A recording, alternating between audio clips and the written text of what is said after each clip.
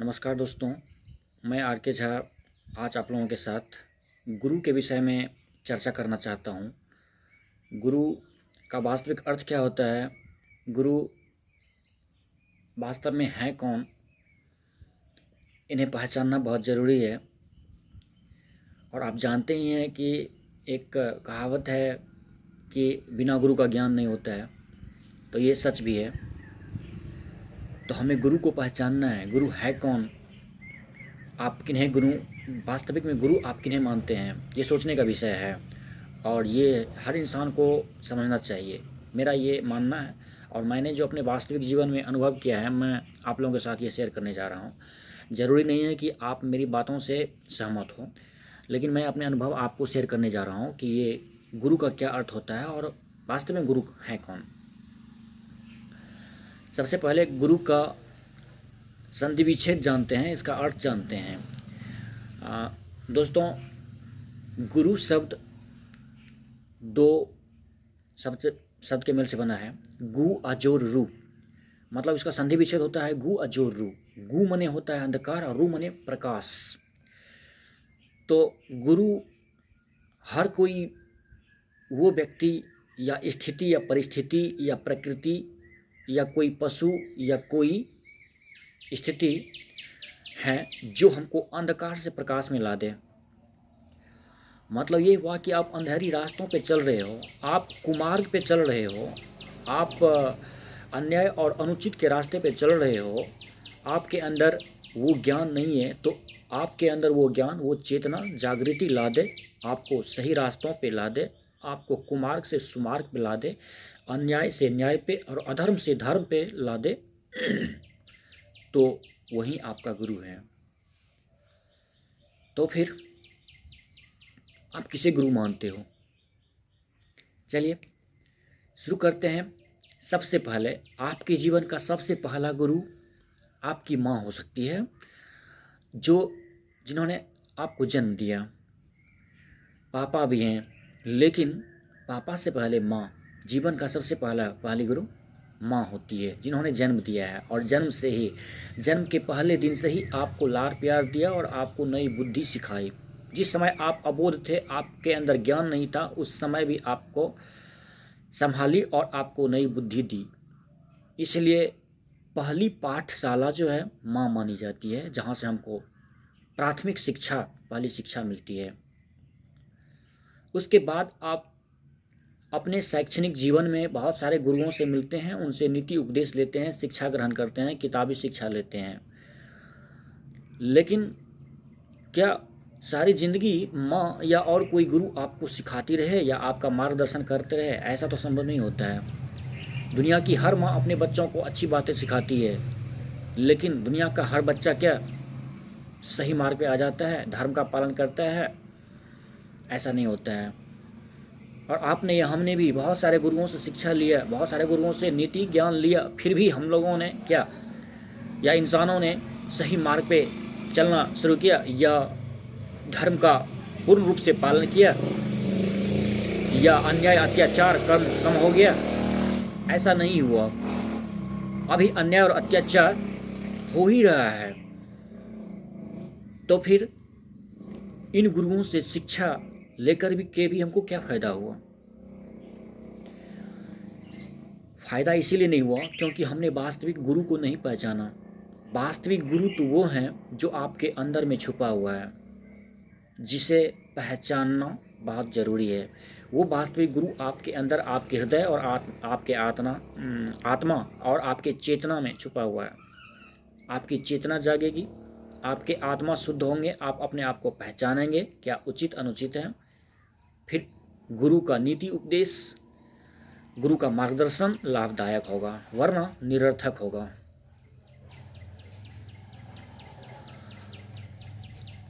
ये जो प्रकृति है ना, नेचर, वातावरण, असल में ये भी हमारे गुरु हैं। सबसे पहले मैं आपको नेचर से रूबरू कराना चाहता हूँ कि नेचर, ये प्रकृति हमारे गुरु कैसे हैं। प्रकृति में आपको बहुत सारे घटनाएं, स्थितियाँ और बहुत सारे कुछ देखने को मिल जाएंगे जिनसे हमें सीखने की ज़रूरत है। और असल में वो भी हमारे गुरु हैं। कुछ का उदाहरण मैं लेने जा रहा हूँ, जैसे कि सूर्य प्रकृति के सबसे अनमोल उपहार, और भगवान भी मानते हैं, ये गॉड हैं। सूर्य जो कि हर रोज़ अपने समय से सूर्योदय होते हैं, उगते हैं, और हर रोज़ अपने समय से सूर्यास्त होते हैं, और हमेशा से इनका ये चक्र चलता आ रहा है। इन्होंने अपने डिसिप्लिन का पालन किया और कर रहे हैं, समय का पालन किया और समय के हिसाब से अपना चक्र चलाते आ रहे हैं, तभी तो ये सृष्टि चल रही है। आप तर्क करो कि सूर्य के बिना ये सृष्टि कैसे चलेगी। अगर 5 दिन या 10 दिन सूर्य उदय न हो तो फिर दुनिया में हाहाकार मच जाती है। और तर्क करो कि 1 महीने या 6 महीने या साल भर अगर सूर्य न हो तो ये सृष्टि बचेगी क्या? नहीं। तो इनके डिसिप्लिन, इनके अनुशासन के बदौलत ही ये सृष्टि चल रही है। अगर ये समय से ना आते, ना उगते, तो फिर ये वातावरण, ये प्रकृति नहीं रहती। ये चांद हमको ये सिखाता है कि आप अगर दिन भर काम करके थक जाते हो तो थोड़ा सुकून लेके रात में आराम या विश्राम करो। मतलब हमेशा गर्म रहना ही अच्छी बात नहीं है, गर्म मिजाजी ही अच्छी बात नहीं है, थोड़ा सा ठंडक लाना भी बेहतर होता है और अच्छी बात है। इसलिए चांद भी आसमान में रात को सुकून देने के लिए शीतल और चांदनी बिखेरती रहती है। ये नदी जो है ना, चलती रहती है तो शुद्ध पवित्र रहती है और किसी चीज़ को विध्वंस नहीं करती है, नाश नहीं पहुंचाती है। लेकिन नदियां अगर रुक जाए ना तो वो बड़े से बड़े डैम और बांध को तोड़ करके तहस नहस कर देती है, बड़े बड़े पहाड़ को भी तोड़ सकती है। मतलब ये हुआ कि हमारा जीवन भी एक नदी है, जो नदी की तरह चलना चाहिए, रुकना नहीं चाहिए। चलना ही जिंदगी का नाम है। जैसी भी स्थिति हो हमको चलना चाहिए। ये नदी का 2 किनारा जो है ना, सुख दुख का 2 किनारा है, जो दोनों ही किनारों के मेल से हमेशा चलती रहती है। रुक जाएगी तो गंदी हो जाएगी, नदी रुक जाए तो पानी गंदा हो जाता है और फिर तहस नहस भी कर देती है। उसी तरह से ज़िंदगी रुक जाए तो ज़िंदगी रुकने का नाम नहीं है। ज़िंदगी रुकने का मतलब हो गया कि आप निष्क्रिय हो गए और आप कुछ नहीं कर पाएंगे, या ज़िंदगी रुकने का नाम मृत्यु के समान है। इसीलिए नदी की तरह हमारी ज़िंदगी भी चलनी चाहिए और हमको सुख और दुख से घबराना नहीं चाहिए। ये तो जीवन के 2 पहलू, एक सिक्के के 2 पहलू हैं। अतः नदी हमें यही शिक्षा देती है, नदी से हमें ये शिक्षा मिलती है कि आप कैसे भी समय हो उसको झेलते हुए आप आगे बढ़ते चलें, रुके नहीं। हवा, वो तो वैसे तो इस वातावरण में, प्रकृति में हवा हमेशा ही विद्यमान है, लेकिन कभी कभी हवा मंद पड़ जाती है। और हवा मंद पड़ जाए तो फिर या तो बहुत गर्मी लगती है या फिर तूफान आता है। गर्मी के महीनों में आपने देखा होगा कि हवा अगर मंद पड़ जाती है तो या तो बहुत गर्मी पड़ती है या फिर आंधी तूफान आता है।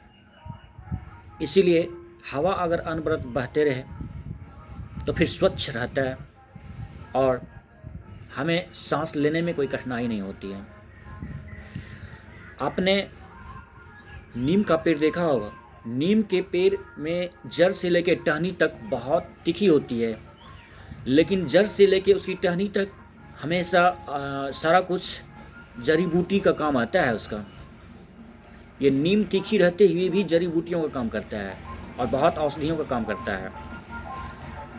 मतलब नीम से हम ये सीख सकते हैं कि आपका गुण अच्छा होना चाहिए।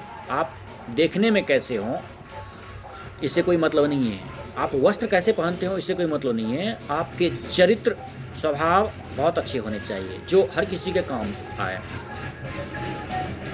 आपने गुलाब का फूल और गुलाब का पेड़ देखा होगा। ये गुलाब के फूल हमेशा कांटों के बीच रह के ही खिलखिलाते हैं। मतलब ये हुआ कि कांटों के बीच रह के भी ये खुशबू बिखेरते रहते हैं और इतनी खूबसूरत छटा दिखाते हैं। मतलब हम इनसे ये सीख सकते हैं कि आपके जीवन में भी ऐसे कांटों की तरह दुख, समस्याएं और आफत आएंगी, लेकिन उन दुख समस्याओं के अंदर रहकर भी आप अपने जीवन को संवार सकते हैं, खुशबू बिखेर सकते हैं, खुशियाँ ला सकते हैं और सुखी संपन्न हो सकते हैं। ज़िंदगी में तो सुख और दुख आते ही रहते हैं। गुलाब की तरह भी आप खुशबू बिखेर सकते हैं, खिलखिला सकते हैं और हर किसी के प्यार के काबिल हो सकते हैं। जैसे गुलाब कांटों के बीच में खिलखिलाते रहते हैं। या फिर आप अगर गुलाब को पाना चाहते हो तो कांटों का सामना करना पड़ता है, क्योंकि हर एक अच्छी चीज़ पाने के लिए आपको मेहनत करना पड़ता है, दुख और आफत, समस्याओं और संघर्ष करना पड़ता है। आपने कोयल भी देखा होगा और कौवा भी देखा होगा, दोनों काली होती है और दोनों ही पंछी हैं। हम लोग कोयल को ज़्यादा लाइक करते हैं, ज़्यादा पसंद करते हैं, उनकी आवाज़ें मीठी होती हैं। हम लोग कोयल को इसीलिए ज़्यादा पसंद करते हैं क्योंकि उनकी आवाज़ बहुत मीठी होती है और वो ज़्यादा बोलती नहीं है। समय आने पर, वक्त आने पर बोलती है और मीठी बोली बोलती है, ज़्यादा बोलती नहीं है। लेकिन कौवा में ऐसा गुण नहीं है। कौवा हमेशा बोलते रहते हैं और फिर वो ज़्यादा बोलते हैं और उनकी आवाज़ें कड़वी होती है, इसलिए हम लोग कौवा को लाइक नहीं करते हैं। लेकिन कौवा भी, ये कौवे भी कुछ मायने में हमको कुछ ना कुछ मैसेज देती है। कोयल तो हमको ये बताया, इंसान को ये सिखाया है कि आप मीठी बोली बोलिए, आपकी वाणी मधुर होनी चाहिए, कड़वी वाणी मत बोलिए, क्योंकि कड़वी वाणी का धार जो होता है वो तलवार की धार से ज़्यादा तेज होता है। इसीलिए उचित समय पे उचित बोलिए, ज़्यादा मत बोलिए। कोयल हमको ये मैसेज देती है, इसलिए हम लोग कोयल को लाइक करते हैं और कोयल वक्त आने पे ही बोलते हैं। लेकिन कौवा हमेशा बोलते रहते हैं, हम उनसे ज़्यादा लाइक नहीं करते हैं, ये मेरा मानना है। लेकिन कौवे भी कुछ मायने में हमको मैसेज देते हैं। क्या मैसेज देते हैं? कहते हैं ना, काक चेष्टा। कौवे की तरह हमारे अंदर चेष्टा होनी चाहिए, मतलब फुर्ती होनी चाहिए। हम कौवे की तरह एक्टिव रहें, और एक्टिव रहेंगे तभी हमारी ज़िंदगी में हम कुछ कर पाएंगे। अगर कौवे किसी पेड़ की टहनी पे बैठे रहें या कहीं भी, और आप अगर उसके पास से गुजरे या आप अगर हाथ भी इधर उधर करो तो कौवे फट से उड़ जाते हैं या उड़ने की चेष्टा करने लगते हैं। वो हमेशा सतर्क रहते हैं। अतः हमें भी हमेशा सतर्क रहना चाहिए और हमेशा एक्टिव रहना चाहिए कौवे की तरह। ये एक खासकर विद्यार्थी के लिए एक मैं लाइन बोलना चाहता हूँ। विद्यार्थी के लिए एक लाइन है कि विद्यार्थी पंच लक्षणम, अल्पहारी गृह त्यागी, काग चेष्टा, स्वान निद्रा और बकोर ध्यानम। खासकर विद्यार्थी के लिए लागू होता है, लेकिन ये और मनुष्यों के लिए भी लागू हो सकता है, सिवाय एक गृह त्यागी के। अगर आप गृह त्याग दो तो फिर ये दुनिया कैसे चलेगी? गृह या घर तो संभालना ही पड़ता है। काग चेष्टा जो मैंने आपको बता दिया, स्वान निद्रा मतलब कुत्ते की तरह नींद होना चाहिए हमें, क्योंकि कुत्ते की नींद बहुत पतली होती है, बहुत पतली होती है। अगर कुत्ते कहीं सोया रहे और आप दबे पांव उसके पास से गुजरे तो वो जाग जाता है। जस्ट लाइक हमें भी कुत्ते की तरह नींद होनी चाहिए, स्वान की तरह नींद होनी चाहिए। अगर हम गहरी निद्रा में सोते रहें या भोजन अधिक से अधिक ग्रहण करें और फिर गहरी निद्रा में सोते रहें तो हमारे समय बहुत ही बर्बाद होंगे और हम समय से पीछे रह जाएंगे। इसलिए ये जीवन बहुत छोटी है, इसे सोने में न गंवाएं। जितनी ज़रूरत हो उतनी ही सोएं और पतली नींद में सोएं। कुत्ते हमें ये शिक्षा देती है। बोलने के लिए बहुत है।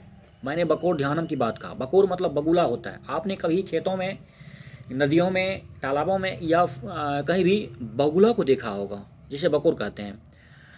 बगुले की तरह हमारे अंदर भी हमारी ध्यान भी होनी चाहिए। कहते हैं ना, बर्ड आइज व्यू, पक्षियों की तरह, पक्षियों की आँखों या उसकी दृष्टि जैसी होती है वैसी दृष्टि हमारी भी होनी चाहिए। बगुला जो है ना, वो नदी, नहर, तालाब या खेतों में बैठ करके एक टक जिस तरफ देखता है वो उसी तरफ देखता ही रह जाता है। वो किसी और तरफ उसका ध्यान नहीं जाता है, क्योंकि उसको कोई अपना लक्ष्य पाना है। उसका शिकार जो होता है उसका लक्ष्य होता है, उसको लक्ष्य पाना है, इसलिए उसका ध्यान कहीं नहीं है। वो अपने लक्ष्य को पाने की चेष्टा करने में अपना ध्यान एकाग्रचित किया हुआ है। जस्ट लाइक इंसान को भी अपने लक्ष्य पे ही ध्यान देना चाहिए, जिससे कि उसको लक्ष्य मिल सके। बकोर ध्यानम और बर्ड आई व्यूज होना चाहिए।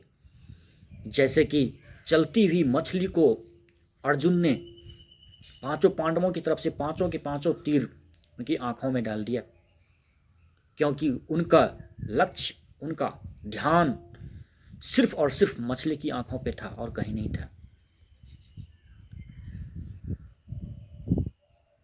ये नेचर में और भी बहुत सारे कुछ हैं कहने के लिए। पंछी, ये चिड़िया हमेशा ही वर्तमान में जीते हैं, क्योंकि जब चिड़िया दिन भर इधर उधर दाना चुग के या चर के जब रात को या शाम को अपने घोंसले में आते हैं, तो चिड़िया या पंछियों के चोंच में, उनके मुंह में कोई दाना नहीं होता है, भोजन नहीं होता है, या फिर कुछ न कुछ दाना या भोजन वो अपने बच्चों को ला के थोड़ा बहुत खिला देती है, लेकिन कल के लिए उनके चोंच में, उनके मुंह में कोई दाना नहीं होता है। चिड़ियों के, पंछियों के बारे में बात कर रहा हूँ। उनके चोंच में, उनके मुंह में कल के लिए कोई दाना नहीं होता है। क्यों नहीं होता है? क्योंकि वो वर्तमान में जीना चाहता है, वर्तमान में जीता है। भविष्य किसने देखा है? भविष्य में क्या होगा कौन जाना है? भविष्य की वो परवाह नहीं करता है। वर्तमान में मेहनत कर रहा है, भविष्य में भी वो करेगा, लेकिन भविष्य में क्या होगा उसके बारे में उसको चिंता नहीं है। जस्ट लाइक इंसान को भी ऐसी होनी चाहिए। अगर आप इन पंछियों से सीख लो और वर्तमान में मेहनत करो, कर्म करो, कर्तव्य करो और भविष्य का आधार बनाओ, तो आप भी चिंता मुक्त हो जाएंगे। आपके अंदर टेंशन नहीं होगा, उदासी नहीं होगा। उदासी और चिंता होने का मुख्य कारण भूत के बारे में सोचना और वर्तमान में क्या होगा इसके बारे में बेकार की बातें सोचना। इससे हमारे अंदर दुख और टेंशन होता है। ये पंछी हमें यही सिखाता है कि आप वर्तमान की चिंता मत करें, आप भूत को भूल जाएं। भूत से हमको सीख लेना चाहिए, भूतकाल से। और वर्तमान में हमको हमेशा कार्यरत रहना चाहिए। भविष्य में क्या हो ये समय पे, वक्त पे और ऊपर वाले पे छोड़ देना चाहिए। भविष्य को किसने देखा है? पंछियों से हमें ये सीख मिलती है। दोस्तों, मेरी बातों को आप ये बकवास मत माने, मतलब बेकार की बातें मत माने। आप ये मत सोचें कि क्या ये जानवरों, पंछियों और नदी, नहर, तालाब क्या क्या बात कर रहे हैं। मेरा उद्देश्य ये फालतू बातें, ये जानवरों की पर ले जाना नहीं है। मेरा उद्देश्य है कि आप इन सब से, मतलब नेचर से, प्रकृति से आप क्या क्या सीख सकते हो। ये सभी हमको बहुत कुछ सिखाते हैं, इनसे हम सीख सकते हैं। और सीखने को अगर आपको कहीं से मिले तो सीखना चाहिए। बुद्धि आपको कहीं से मिले तो आपको सीखना चाहिए, चाहे वो बच्चा ही क्यों ना हो, या बूढ़ा क्यों ना हो, या फिर जानवर ही क्यों ना हो। हर किसी से हमको सीख मिल सकती है। आपने मधुमक्खियाँ देखी होगी, मधुमक्खियों में बहुत एकता होती है। और बिजी रहना अगर आप सीखें, व्यस्त रहना अगर आप सीखें, तो मधुमक्खियों से सीखें और चींटियों से सीखें। ये मधुमक्खियाँ हमेशा व्यस्त रहती है और मेहनत भी बहुत करती है। इनकी मेहनत के बदौलत ही इन्होंने अपना इतने मीठा फल इकट्ठा किया, मतलब शहद इकट्ठा किया। मधुमक्खियाँ अपने घोंसले में शहद इकट्ठा कर लेती हैं। क्यों कर लेती है? क्योंकि वो बहुत मेहनत करती है। तरह तरह के फूल पे बैठ के उनका रस ला करके अपने घोंसले में जमा करती है और तब शहद बनता है। अगर मधुमक्खियों के घोंसलों के 2, 4, 5 किलोमीटर के रेंज में अगर कोई फूल, भौरा, कली ना हो, तो भी वो 5 किलोमीटर के रेंज को पार करके कहीं न कहीं से फूल और कली या भौरों, कली या फूल पे बैठ के उसका रस चूस के लाती है और अपने घोंसलों में इकट्ठा करती है। तब शहद बनती है, जो शहद सबसे मीठी वस्तु मानी जाती है। और दुनिया के सबसे मीठी वस्तु उन्होंने इकट्ठा कर लिया, जमा कर लिया, मतलब उन्होंने फल इकट्ठा किया। कहते हैं ना, मेहनत का फल मीठा होता है। होता ही है, आपके अंदर भी होगा, हमें भी होगा, हर किसी को होगा। बस शर्त है कि आप सही रास्तों पे चलिए और राइट वे में, सही वे में आप मेहनत करते रहिए। पॉजिटिव माइंड के साथ, सकारात्मकता के साथ आप मेहनत करते जाइए, होगा ही। ये एकता भी, मधुमक्खियाँ ना हमको एकता भी सिखाती है। अगर आप धोखे से एक मधुमक्खी को छू लें, या जानबूझ के भी अगर आप एक मधुमक्खी को छू लें, तो आपको छोड़ेगी नहीं। एक नहीं बल्कि उसमें से सैकड़ों मधुमक्खियाँ उड़ के आपको काट सकती है। आप कभी ऐसा ना करें। मैंने आपको बस ये कहा है कि एकता क्या चीज़ होती है। आपके अंदर भी और हमारे अंदर भी एकता होनी चाहिए, और एकता में बल होता है। कहने को बहुत कुछ है, मैं आपको इतना क्या बताऊं। मैं यही कहना चाहता हूं कि ये नेचर, ये प्रकृति हमारे गुरु हैं। जिनसे हमको सीखना चाहिए। इतने सारे होने के बाद भी हम नहीं सीख पाते हैं, हम कुमार्ग और अन्याय और धर्म के रास्तों पे चलते हैं। तो क्यों चलते हैं? प्रकृति में इतने सारे गुरु हैं, इतने सारे गुरु जो सनातन से, जो युगों युगों से चलते आ रहे हैं, इनसे हम क्यों नहीं सीख पाए? अभी तक जुर्म, अत्याचार, मर्डर, रेप क्यों होता आ रहा है? बेईमानी क्यों होता आ रहा है? लोग एक दूसरे को क्यों ठगते आ रहे हैं? क्यों गलतियां हो रही हैं? क्यों ना हम सफलता हमको क्यों नहीं मिल रही है? कारण है, कारण ये है कि आपने इस दुनिया को तो देखा लेकिन उनसे सीखा नहीं। आपने सुन लिया लेकिन अपने जीवन में अपनाया नहीं। क्यों नहीं अपनाया? क्योंकि आपके अंदर का गुरु जागा नहीं। आपके अंदर में जो गुरु बैठा हुआ है, आप उसको पहचानिए। लोग रामायण सुनते हैं, गीता सुनते हैं, भागवत, बाइबिल, कुरान, इन सब सुन के इनके उपदेशों को, इनके धर्मों को, इनके परामर्शों को, मार्गदर्शन को, उपदेशों को सुना, फिर भी लोगों के अंदर जागरूकता नहीं आई। लोग धर्म के रास्तों पे नहीं चल पा रहे हैं जैसे चलना चाहिए। फिर भी अन्याय, अत्याचार हो रहा है, भ्रष्टाचार ही हो रहा है। तो क्यों हो रहा है? आप विभिन्न शिक्षकों से पढ़ चुके हैं, बहुत सारे किताबी शिक्षा भी ले चुके हैं। शैक्षणिक जीवन में आपने बहुत सारे शिक्षकों से पढ़ा, बहुत सारे शिक्षकों ने आपको अपने अपने ढंग से मार्गदर्शन किया, फिर भी आप सफल नहीं हुए, या आपके अंदर चेतना नहीं जागी, या आप अधर्म, अन्याय, गलती कर रहे हैं, फिर भी लूट कर रहे हैं, फिर भी अत्याचार कर रहे हैं, आपके अंदर संतोष नहीं है। ऐसा क्यों है? ऐसा क्यों होता है? विभिन्न गुरुओं से आपने उपदेश लिया और उपदेश लेने के बाद भी इसका कुछ खास फायदा नहीं हुआ। ऐसा क्यों हुआ? क्योंकि आपने उस प्रतिमूर्ति को, उस व्यक्ति को तो गुरु मान लिया, लेकिन आपने अपने गुरु को नहीं पहचाना, जो आपके अंदर में आपका गुरु बैठा हुआ है। मतलब आपकी आत्मा, आपकी चेतना, आपकी जागृति, आप उसको पहचानिए। वही आपको जो कहेंगे आप वो करेंगे, तभी उसका फायदा है। क्या कारण है कि किसी स्कूल, यूनिवर्सिटी या कॉलेज या किसी क्लास में, वर्ग में, कक्षा में गुरु हर छात्र को, शिष्य को या छात्रा को, शिष्या को सही नज़र से देखते हैं, सही मार्गदर्शन देते हैं, सबको पढ़ाते हैं, फिर भी उनमें से कोई एक दो या कुछ बहुत अच्छा प्रदर्शन करते हैं, बहुत अच्छे मार्क्स, बहुत अच्छे रिजल्ट ले आते हैं, लेकिन कुछ बहुत पीछे रह जाते हैं, या सक्सेस नहीं हो पाते हैं, या फेल हो जाते हैं। कुछ तो बहुत अच्छे कामयाब हो जाते हैं और कुछ पीछे रह जाते हैं। ऐसा क्यों है? ऐसा इसीलिए है क्योंकि वो जो सफल हो चुके हैं, उन्होंने अपने गुरु की बातों को महसूस किया, अपने जीवन में उतारा, और उसके अंदर में जो गुरु हैं, उन्होंने, उस आत्मा ने, उसके अंदर के आत्मा ने महसूस किया और कहा कि गुरु की ये बातें बहुत अच्छी है और हमको करना चाहिए। मतलब उन्होंने अपने अंदर की बातों को सुना, गुरु से तो जो उपदेश मिला उसको उन्होंने सुना और अपने जीवन में उतारा, उसको किया भी, तब वो सक्सेस हुए। उसी तरह हमें भी करना चाहिए। लोगों से या विभिन्न गुरुओं से या नेचर से हमको बहुत सारे मैसेज, संदेश मिलते हैं, लेकिन हम उसे करें कि ना करें और कैसे करें, वो उचित है कि अनुचित है कि क्या है, वो हमारे अंदर की जो ये हार्ट है, ये आत्मा है, भावना है, ये हमेशा बोल देते हैं। और उनकी बातों को अगर हम सुन लें, ये हार्ट अगर अलाउ करें कि नहीं, इनकी बातें सच है और हमको करना चाहिए, अगर आप करोगे तो फिर उसका फल मिलेगा। इसका मतलब ये हुआ कि आपके अंदर का गुरु जाग गया और आप वो कर रहे हो। क्या कारण है कि गौतम बुद्ध को एक बोध गया में बरगद के पेड़ के नीचे बुद्धि मिल गई। उन्होंने किसी स्कूल और कॉलेज में जाके गुरु से शिक्षा नहीं लिया। कारण ये है कि उन्होंने बहुत थिंक किया, बहुत सोचा, तब जाके उनके अंदर के गुरु जाग पाए हैं और वो बौद्ध कहलाए और सारी दुनिया को उन्होंने उपदेश दिया और सही रास्तों पे चलने को कहा। वही बात मैं आपसे कहना चाहता हूँ कि आप अपने अंदर के गुरु को पहचानिए, किनकी बातें सही है, क्या है, नहीं है, क्या उचित और अनुचित है। आपके अंदर आपकी आत्मा बोल देती है और आप अपनी आत्मा की सुने और उसका पालन करें, तब आप सक्सेस कर पाएंगे। ये आपका अंदर के जो गुरु हैं, वो उनको आप पहचानिए। मैं बहुत कुछ खास कह चुका हूँ और इससे ज़्यादा मैं कहना नहीं चाहता हूँ। मैंने जो अपने जीवन में महसूस किया वही मैं आपको बताया हूँ।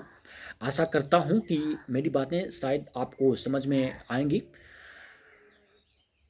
और आपकी मंगल कामना और आपके सफलता का मैं दुआ करता हूँ और इसके साथ मैं अपनी बातों को विराम देना चाहता हूँ। Thank you for listening and watching.